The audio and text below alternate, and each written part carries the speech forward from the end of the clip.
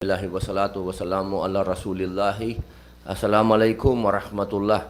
Isang magandang umaga po sa inyo. Sa akin pong tinitingala na senador, ang amin pong chairman, Senator Francis Tolentino. Mabuhay po, Senator. At sa atin pong mga kasama ngayon dito sa Bureau of Correction.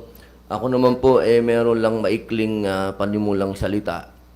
Patungkol lamang po ito. Una, gusto ko pong linawin muli na ako po ay galing dito sa Bureau of Correction.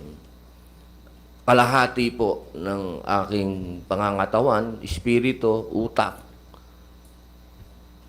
nandito sa mga bilanggo. Ako ay nagre-representa ng mga bilanggo. Bukod sa nagre-representa po ako ng ating mga kababayang Pilipino na bumoto sa akin. Itong usapin na ito ay hindi po ito pwede nating basta isang tabi. Sapagkat ilang libo pong bilanggo ang naapektuhan dahil sa kalokohan lang ng isang tao o dalawang bilanggo o tatlong bilanggo.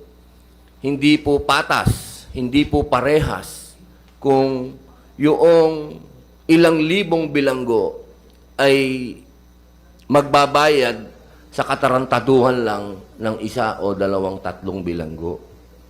Hindi po fair yun. Dahil noong pong ako ay napiit dito, hindi naman po lahat ng bilanggo ay siraulo pa rin. Marami pa rin po ang gustong magbago. Kaya sana po, ito pong ginagawa nating pagdinig, hindi po natin inilalagay sa peligro o sa paghihirap o torture yung ibang bilanggo. Sana wag po nating kalimutan na meron po tayong United Nations guidelines sa prisoners. At kailangan po nating sundin yun. Hindi po nangungulungan ang mga bilanggo para torturein natin, pahirapan natin, hindi po. Nandito yan para i-rehabilitate po natin. Kaya po, Bureau of Correction. Kaya sana po, hindi hiling ko po sa lahat ng mga nandito ngayon, pati na rin sa mga kasama namin mambabatas, diyan po sa malaking kapulungan at sa mataas na kapulungan, mga congressman, mga senador, hindi po nating dapat i-put on trial ang lahat ng bilanggo dito.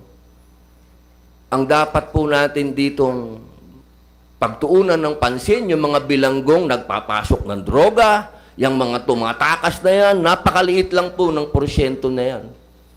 Kaya sana po, ang hiling ko po sa inyo, maimbestigahan natin ito ng tama talaga kung paano tumakas tong ulol na ito, para wag pong pamarisan at kung ano din po ang pwedeng gawin ng ating mga empleyado, ng mga gwardya na hindi na po maulit ito. At sana rin po, mabura na rin yung myth. Kasi ako, hindi po ako naniniwala na meron pang pinatatakas. Ang alam ko hong mga tumakas dito, tigok din.